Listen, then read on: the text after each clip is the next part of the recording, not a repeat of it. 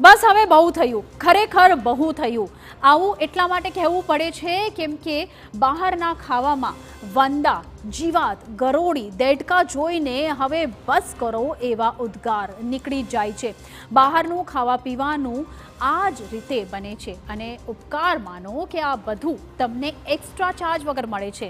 ખમણ સાથે ચટણી કોઈ મફત આપે પણ કોઈ જીવાત ન આપે એ નસીબ વગર ન મળે. જરા તો વિચારો કે ઓનલાઈન આઈસ્ક્રીમ મંગાવો, ઓર્ડર કરો અને એમાંથી કોઈની આંગળી નીકળી આવે તે નસીબ વગર શક્ય છે શું? સૌપ્રથમ આ દ્રશ્યો જુઓ. વલસાડના અબ્રામા વિસ્તારમાં આવેલા કોફી કલ્ચર કેફેના સિઝલરમાં વંદો નીકળ્યો છે. ગ્રાહકે મંગાવેલા સિઝલરમાં વંદો નીકળતા ગ્રાહકે હોબાળો કર્યો અને તાત્કાલિક ઊંઘમાંથી જાગેલું ફૂડ વિભાગ ત્યાં પહોંચ્યું હતું અને કેફેમાં પહોંચીને કાર્યવાહી કરી. તો વડોદરામાં હોટલમાં જીવાત નીકળવાનો સિલસિલો યથાવત રહ્યો છે. આરોગ્ય વિભાગે 3 દિવસની મેગા ડ્રાઈવ શરૂ કરી હતી, જેમાં વડોદરાની 25થી વધુ હોટલ રેસ્ટોરન્ટની તપાસ કરવામાં આવી હતી અને મેડિકલ સર્ટિફિકેટ અને સાથે જ કિચનની સ્વચ્છતા અંગે તપાસ હાથ ધરી છે. જે અંતર્ગત ડેરી ડેન સર્કલ નજીક આવેલી દર્શન હોટલના તંદૂરી આટામાંથી જીવાત નીકળી છે. જો કે અહીં આરોગ્ય વિભાગે માત્ર નોટિસ આપીને સંતોષ માન્યો છે. તો અમદાવાદમાં બર્ગરમાંથી જીવાત નીકળી છે. રાજપથ રંગોલી રોડ પર આવેલા કેફેના ફૂડમાંથી જીવાત નીકળી હોવાથી ગ્રાહક ખૂબ જ રોષમાં છે અને તેઓનો આરોપ છે કે બર્ગરમાંથી જીવાત નીકળી છે અને ગ્રાહકે કોર્પોરેટ કેફેમાંથી બર્ગરનો ઓર્ડર કર્યો હતો, પરંતુ ગ્રાહકે જ્યારે બર્ગર ખાવા માટે લીધું ત્યારે તેમાં જીવાત જોઈને તેના હોશ ઉડી ગયા હતા.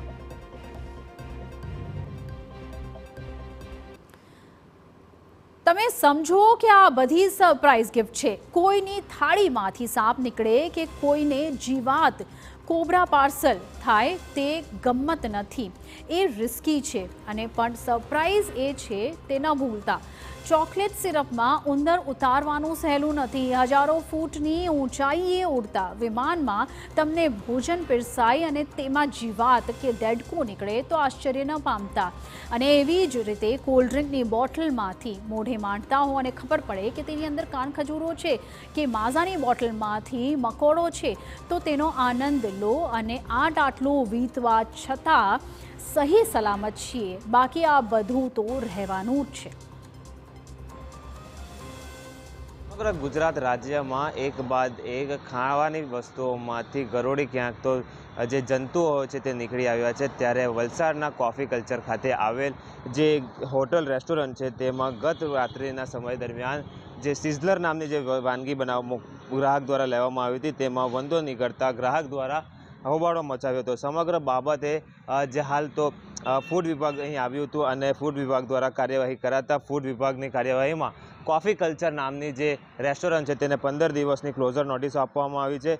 સાથે સાથે વાત કરવામાં આવે તો અગાઉ મહત્ત્વની બાબત એ છે કે જ્યારે રાજકોટ ખાતે થયેલા અગ્નિકાંડમાં કોફી કલ્ચર ખાતે ચાલતું બમ્બલબી જે પ્લે ગ્રુપ છે તે પણ વિવાદમાં આવ્યું હતું. તે બાદ સમગ્ર વિવાદ વકર્યો હતો, જેને કારણે ફરી વખત વિવાદમાં આવતા હાલ તો ફૂડ વિભાગ દ્વારા અહીં ક્લોઝર નોટિસ આપવામાં આવી છે. અને સાથે સાથે જે વાત કરવામાં આવે તો જે સેમ્પલો હતા તે સેમ્પલોના નમૂના લઈ વધુ તપાસ હાથ ધરી છે. અક્ષય કદમ, TV9 વલસાડ. ક્યારેક ચિપ્સમાં દેડકો તો ક્યારેક સાંભરમાં ઉંદર. હોટલ રેસ્ટોરન્ટમાં પીરસાતા ભોજનમાં વારંવાર બેદરકારીઓની આવી ઘટનાઓ સામે આવી રહી છે.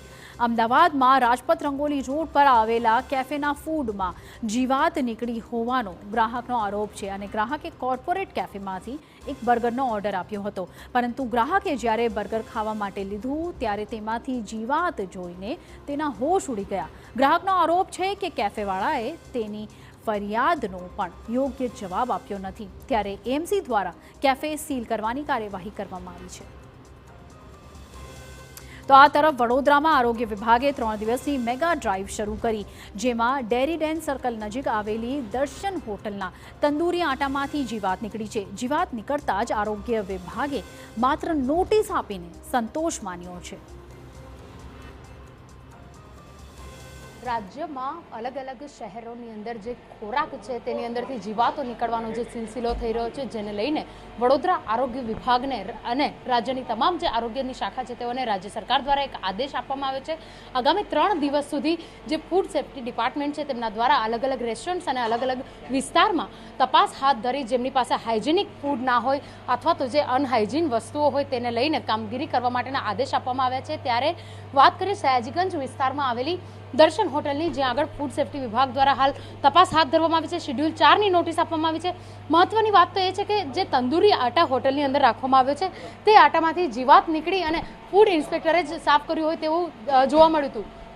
ફૂડ ઇન્સ્પેક્ટર મંગુભાઈ હાજર છે, તેમની સાથે વાત કરીશું. મંગુભાઈ, શું પરિસ્થિતિ હતી? તમે જે તંદૂરી આટાની વાડકી હાથમાં લીધી એમાંથી કોઈ જીવાત મળી છે? હા, તંદૂરી આટામાં જીવાત હતી. હું જોઈ છે, તંદૂરી આટામાં હતી જીવાત. કોઈ કડક કાર્યવાહી કરાશે? આગળની શેડ્યુલ 4ની નોટિસ આપવામાં આવશે અને નિયમ મુજબ આગળની કાર્યવાહી કરવામાં. મંગુભાઈ, જે રીતે વાત કરીએ, લોકોના સ્વાસ્થ્ય સાથે વારંવાર ચેડા થતા હોય છે, આ પ્રકારની જીવાત નીકળે છે, કોઈ કડક કાયદા લેવા જોઈએ, હોસ્ટેલને સીલ કરવા સુધીની કાર્યવાહી કરવી જરૂરી નથી બની રહેતી? જરૂરી છે, કાર્યવાહી કરવામાં આવશે. આમ બિલકુલ, જે રીતે વાત કરીએ, આરોગ્ય વિભાગ કહી રહ્યું છે કાર્યવાહી કરવામાં આવશે, પરંતુ જે રીતે લોકોના સ્વાસ્થ્ય સાથે ચેડા કરવામાં આવી રહ્યા છે તેને લઈને કોઈ કડક પગલાં ભરવામાં આવે, હોટેલો અને રેસ્ટોરન્ટ્સને દંડ કરવામાં આવે અથવા તો સીલ કરવામાં આવે, ત્યારબાદ જો કદાચ આ જીવાતો નીકળવાનો સિલસિલો છે તે બંધ થાય તો નવાઈ નહીં, પરંતુ ત્યાં સુધી લોકોએ પોતાના સ્વાસ્થ્ય સાથે જોખમ રાખી અને જે બહારનો ખોરાક ખાતા હોય તો ચેતી જવાની જરૂર ચોક્કસથી લાગી રહી છે. કેમેરા પર્સન રોહિત ગોયલ સાથે અંજલિ ઓઝા, TV9 વડોદરા. તો બીજી તરફ સયાજીગંજની 2 નોનવેજ રેસ્ટોરન્ટને પાલિકાએ બંધ કરી છે અને AR ઓમલેટ અને સાથે લાજવાબ રેસ્ટોરન્ટ બંધ કરવામાં આવી છે. બિરયાનીમાં કલર ભેળવીને આરોગ્ય સાથે ચેડા કરતા તેમની સામે કાર્યવાહી કરવામાં આવી છે. રેસ્ટોરન્ટ ફૂડ લાયસન્સ વિના જ ચાલતી હોવાનું પણ સામે આવ્યું છે.